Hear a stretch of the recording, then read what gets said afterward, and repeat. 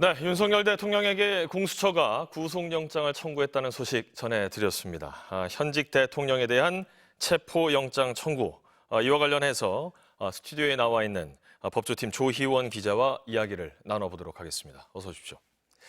자, 일단 현직 대통령에 대한 체포영장 청구, 그야말로 강제 구인, 헌정사상 초유의 일입니다. 현재까지 들어온 속보부터 정리해 주실까요? 네, 우선 이 구속영장을 청구한 공조수사본부는 고위공직자범죄수사처와 경찰 그리고 국방부 조사본부가 함께 협조를 하고 있는 부서입니다. 예. 이 공조수사본부가 조금 전인 10시 30분에 구속영장을 청구했다고 언론에 공지를 했는데요. 청구한 시각은 오늘 자정쯤입니다. 예. 서울 서부지법에 청구를 했다고 하고요. 확인해 보니 지금 법원에서 아직 체포영장을 발부하지는 않은 것으로 취재가 됐습니다. 그렇군요. 아마도 결과는 오늘 중에 나올 것으로 보이고요.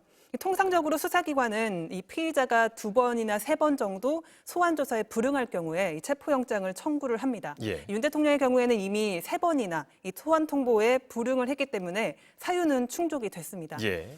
이 공조수사본부가 한 번쯤 더, 그러니까 4차 소환 요청을 할 수도 있다는 그런 전망도 있었는데요. 윤 대통령 측이 응할 가능성이 낮았습니다. 자, 구속영장과 체포영장은 확실히 다른 것인데 이 부분에 대해서 다시 한번 명확하게 정정하실 필요가 있을 것 같아요.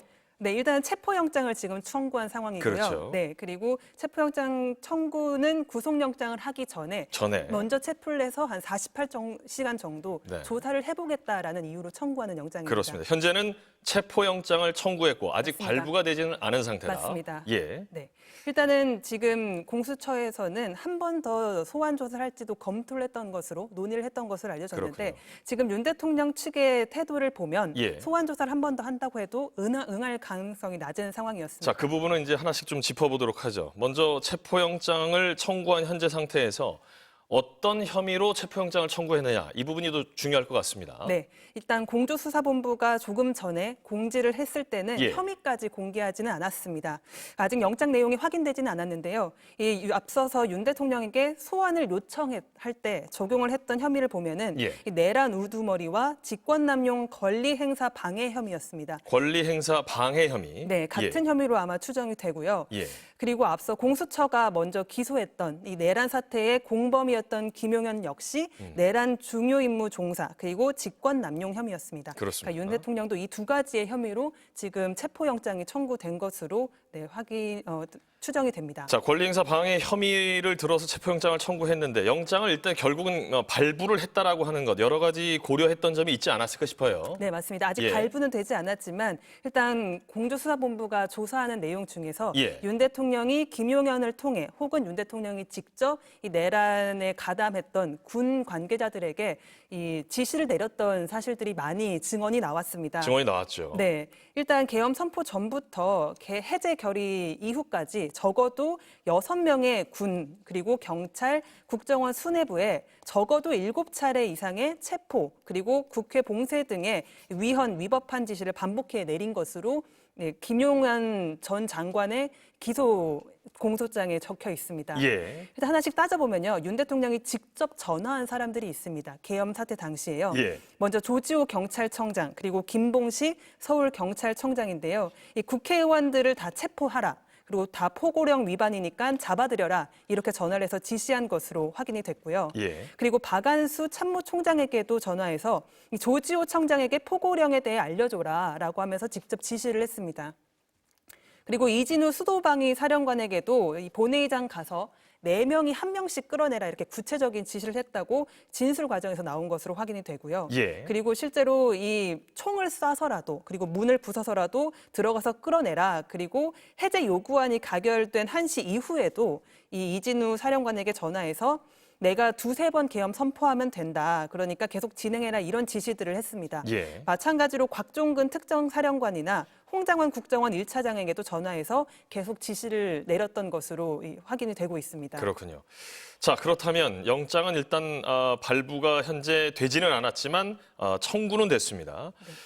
실질적으로 이 체포영장이 진행이 될 것이냐, 다시 말해서 체포 자체가 가능할 것이냐에 대한 이야기들이 나오고 있습니다. 네. 어떻게 봐야 될까요? 우선은 이 법원이 영장을 발부하는데 고려하는 사유들이 몇 가지가 있습니다. 예. 이 형사소송법 200조 2항을 보면요. 이 영장에 의한 체포에 대해서 법원이 일단 피의자가 죄를 범하였다고 의심할 만한 상당한 이유가 있는지를 봅니다. 예. 그런데 이 김용현 전 장관을 기소할 때 내용에 봐서도 이 윤 대통령이 직접 지시한 여러 가지 증언들이 있기 때문에 예. 의심할 만한 상당한 이유가 있다는 부분을 확인을 할 수가 있습니다. 예. 그리고 또 하나는 이 피의자가 수사기관의 출석 요구에 응하지 아니하거나 응하지 아니할 우려가 있는 경우에도 이 체포영장의 발부 사유가 됩니다. 자, 그 부분인데 현재까지 응하지 않았던 것이 세 차례가 있었습니다. 맞습니다. 예. 네, 그래서 국방부 공조수사본부에서도 윤 대통령에게 세 차례나 통보를 했는데 앞으로 한 번 더 소환을 요청하더라도 응하지 않을 가능성이 높기 때문에 예. 강제 수사를 검토했던 것으로 취재가 되고 있습니다. 그렇군요.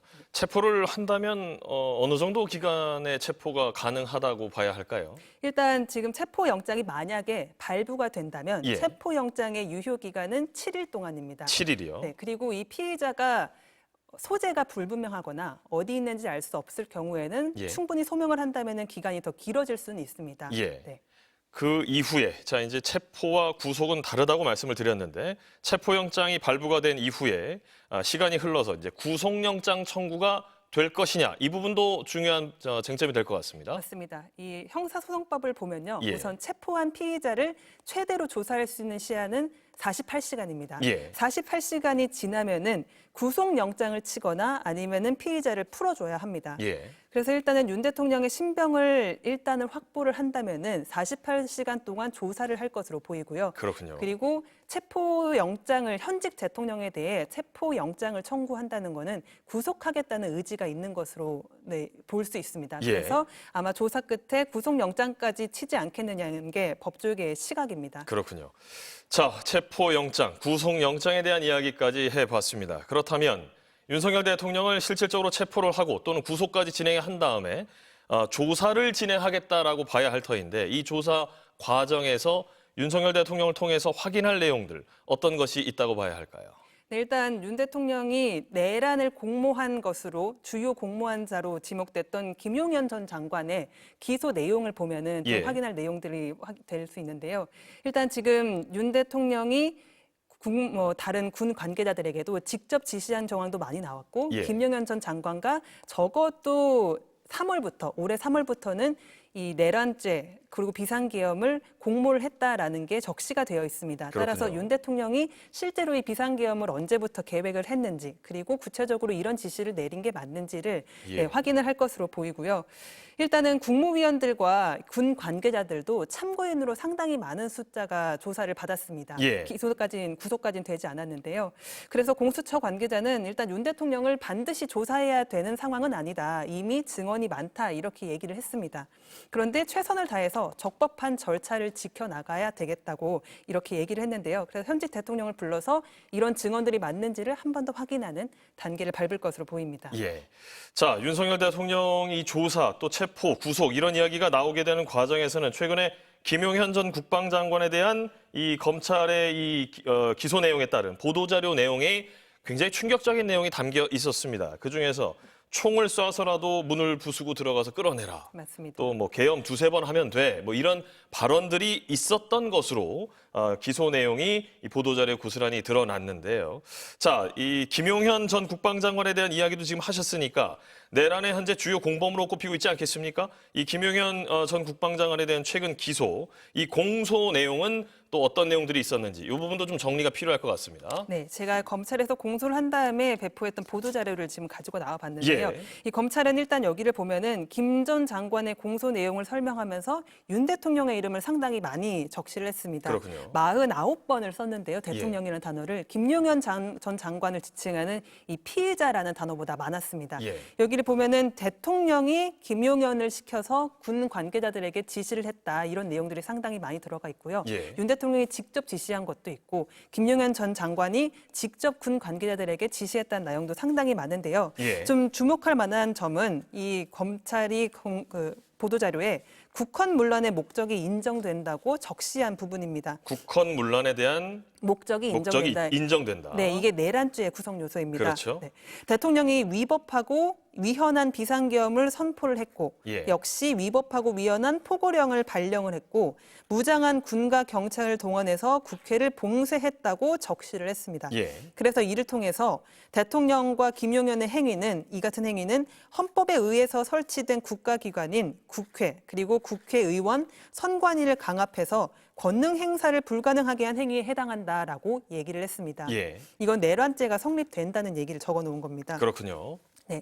그리고 주요 지휘관 회의의 녹음 파일을 아마 확보한 것으로 보이는 정황이 담긴 것도 있는데요. 예. 이 김용현 전 장관이 이 모든 비상계엄 사태가 끝난 후에 우리 군은 통수권자인 대통령님의 명을 받들어서 임무를 수행했다라고 하는 그런 녹취 파일을 확보한 것으로 보입니다. 그런 말을 여기다 적어놨습니다. 그렇군요. 그러면서 이 둘의 행위가 내란죄의 구성 요건인 폭동에 해당한다라고 적시를 해놨습니다.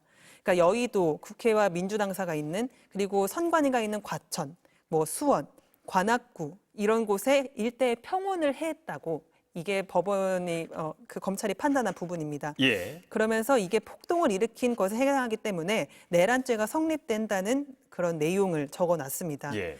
그러니까 공조수사본부가 그리고 검찰이 수사기관이 상당 부분 김용현 전 장관뿐만 아니라 윤석열 대통령에 대한 기소 요건을 다졌다라는 부분을 김용현 전 장관의 이 기소 내용을 보고 확인할 수 있었습니다. 자, 우리 시청자 여러분들을 위해서 지금 짚어주셨던 내용, 출처가 어디였는지 다시 한번 정리해 주실까요? 네, 검찰이 최근에 검찰 특수본이 김용현 전 장관을 기소를 하면서 언론사에게 보도자료 형식으로 배포한 내용입니다. 그렇습니다. 검찰의 보도자료 내용, 거기에 적시된 내용들, 기소 내용들을 다시 한번 짚어서 내란의 주요 공범으로 꼽히는 김용현 전 국방장관에 대한 최근 기소, 이 사실에 대한 공소 내용을 정리를 한번 해드렸습니다.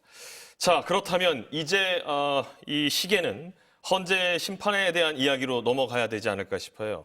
헌법재판소에서 이제 탄핵 관련된 심판이 진행이 될 터인데 이번 윤석열 대통령에 대한 체포영장 청구 그리고 향후 있을 수도 있는 구속영장 청구가 헌법재판소 심판에는 어떤 영향을 미칠지 이 부분도 중요한 부분입니다. 네, 우선 윤 대통령 측이 이 체포영장을 발부했다라는 언론 보도가 나오자마자 예. 반응을 냈는데요. 예. 일단 윤석열 대통령의 변호인단인 이 윤곽근 변호사는 수사권이 없는 수사기관의 영장 청구라면서 공식 대응을 할 거라고 언론사들에게 말하고 있는 것으로 알려졌습니다. 자, 그 얘기는 공수처에 대한 수사권이 없다라고 하는 부분을 지적하면서 반박 맞습니다. 내용을 한 거예요. 네, 맞습니다. 예. 그리고 또 다른 측근인 석동현 변호사도 이 윤 대통령의 지시라고 이 검찰 특수본이 김용현 전 장관의 기소 내용에 적시해 놓은 부분이 상당 예. 부분 거짓이다 이렇게 얘기를 했습니다. 거짓이다. 네, 그래서 예. 윤석열 대통령 측은 일단 이 체포영장 발부 자체가 말이 안 된다 라면서 반발을 할 것으로 보이고요. 예. 그리고 또 내란죄는 공수처가 수사할 수 없는 범죄다 이런 주장을 펼 것으로 보입니다. 예. 또 하나 또 예측되는 반응이 윤 대통령 측이 예전부터 언급을 했던 부분인데요. 헌재법 51조를 보면은 형사소송이 진행되는 경우에는 탄핵 심판 절차를 정지할 수 있다라는 내용이 있습니다. 예. 그러니까 자, 이게 무슨 의미일까요? 네, 그러니까 형사소송 수사기관이 만약에 구속을 하거나 기소를 하거나 이런 거를 절차를 한다면은 탄핵 심판은 잠시 정지할 수가 있게 되어 있는 규정입니다. 그렇군요. 예전에 보면은 손중선 검사장 경우에도 고발 사주 의혹으로 탄핵안이 이렇게 접수가 됐을 때 예. 수사 중인 사안이라면서 탄핵 심판 절차를 멈춰달라고 요청을 했고 실제로 헌법재판소가 1년 가까이 심판 절차를 멈춘 적이 있습니다. 자, 이 부분은 주요한 변수가 될 수 있을 것으로 보이네요. 네, 그런데 일단은 저희가 이 얘기를 듣고서 예. 법조계의 여러 부분 취재를 해봤는데요. 법조계에서는 실제로 헌재가 심판을 중단할 가능성은 낮게 보고 있었습니다. 그렇군요. 왜냐하면 탄핵 심판이 늦어질수록 직무정지 기간이 늘어나게 되어 있는데요. 그냥 한 명의 검사의 직무정지 기간이 늘어나는 것과 한 나라의 대통령의 직무정지 기간이 늘어나는 것은 사안의 중대성이 다르다는 거예요. 예. 그래서 가급적 신속하게 빠르게 탄핵 심판 절차를 진행할 거다라는 시각이 많았습니다. 그래서 윤 대통령이 구속이 되더라도 탄핵 심판에는 영향이 없을 거라는 관측들이 많았는데요. 자, 구속이 되면 형사소송과 관련된 부분이 진행되니까 탄핵 네. 심판을 정지해야 되는 것 아니냐라고 하는 윤석열 대통령 측의 부분에 대해서 다양한 법조 전문가들은 그렇지 않을 것이다. 맞습니다. 예. 그렇게 전망을 내놓고 있습니다. 그렇군요. 이 헌법재판소 연구관을 지냈던 한 변호사는요. 예. 이 내란 혐의에 대한 사실관계가 상당 부분 드러난 만큼 예. 구속 상태에서 탄핵 심판을 받을 수 있다고 본다라고 말했습니다. 구속 상태에서도 탄핵 심판은 진행될 수 있다. 네, 당사자가 꼭 심판에 출석해야 되는 건 아니고요. 예. 대리인을 보낼 수도 있고 방법은 여러 가지가 있습니다. 자, 현재까지 이 체포영장 청구라든지 향후 있을 구속영장 청구에 대한 향후 헌재 심판에 미칠 영향 이야기를 해봤는데요. 자, 그렇다면 이런 내용들이 헌재 심판의 쟁점과는 어떤 연관성이 있는지 이 부분도 한번 좀 짚어봐야 될 것 같습니다. 네. 일단 헌법재판소가 최근에 1차 변론기 준비기일을 열었습니다. 예. 거기서 지금 탄핵 심판의 쟁점을 4가지로 정리하자고 했는데요. 예. 먼저 이 계엄 선포가 위헌적 그리고 위법적이었다라는 것입니다. 위헌, 위법적. 네, 그 부분을 따져보자는 건데요. 예. 일단 검찰 특수본이 김용현 전 국방장관을 재판에 넘기면서 낸 보도자료도 아까 말씀드렸듯이 계엄 선포가 위헌하다, 위법하다라는 부분을 명시했다고 했잖아요. 그렇죠. 굉장히 중요한 쟁점인 겁니다. 예. 일단은 국무회의가 사전 심의가 없이 열렸고 그리고 국무위원들의 행정 서명인 부서 절차도 없이 그냥 진행이 됐다는 부분이 여러 증언을 통해서 확인이 되고 나왔었죠. 있는데요. 네, 그래서 이 부분이 위헌한지를 조금 더 확인을 할 것으로 보입니다. 예. 그리고 또 하나의 쟁점은 이 계엄 포고령 1호도 위헌위법하게 열렸는지 발표가 됐는지입니다. 포고령의 위헌, 위법 여부. 네, 맞습니다. 일단 이 포고령은 김용현 전 장관이 초안을 작성했고 윤 대통령이 검수를 했다고 알려졌는데요. 예. 이 내용에 대해서도 쟁점이 더 따져볼 것으로 보이고요. 그리고 세 번째 쟁점은 군 그리고 경찰을 동원해서 국회의 계엄 해제 등의 활동을 방해했는지입니다. 예. 일단 윤 대통령이 지금 총을 쏴서라도 문을 부수고라도 들어가서 끌어내라고 지시했다는 증언들이 여러 차례 나왔는데요. 예.